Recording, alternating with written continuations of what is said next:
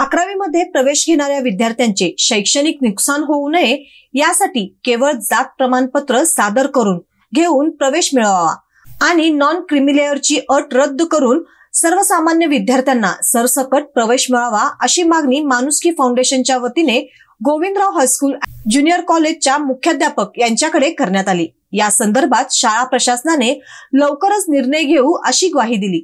सध्या 11वी प्रवेश प्रक्रिया सुरू आहे, त्यासाठी जात प्रमाणपत्र नॉन क्रीमीलेअर सर्टिफिकेट बंधनकारक आहे। मात्र अनेक विद्यार्थ्यांचे पालक अडाणी, अशिक्षित, अल्पशिक्षित असून त्यांना नॉन क्रीमीलेअर सर्टिफिकेट बाबत अधिक माहिती नाही। त्यामुळे अशा कारणांनी अनेक विद्यार्थी प्रवेशापासून वंचित राहतात।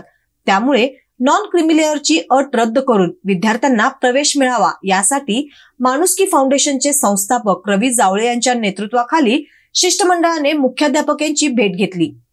प्रत्येक वर्षी प्रवेश प्रक्रिया पूर्ण होऊन महाविद्यालय जुलै महिन्यात सुरुवात होते, पण आता जुलै महिना संपत आला तरी अजून प्रवेश प्रक्रियाच पूर्ण नाही। अजून प्रवेशच प्रक्रिया चालू असेल तर महाविद्यालय सुरुवात होण्यास उशीर होणार व विद्यार्थ्यांचे शैक्षणिक नुकसान होईल। या सर्व बाबींचा विचार करून लवकरात लवकर प्रवेश प्रक्रिया पूर्ण करून महाविद्यालय सुरू करावे।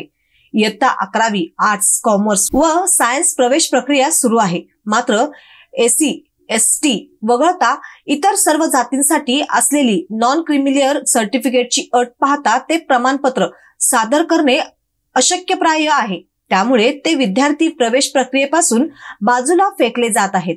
गत 3 वर्षाचा उत्पन्नाचा दाखला काढणे, त्यानंतर तो दाखला सादर करून क्रीमीलेअर सर्टिफिकेट घेणे या प्रक्रियेसाठी 15 ते 20 दिवस कालावधी लागतो।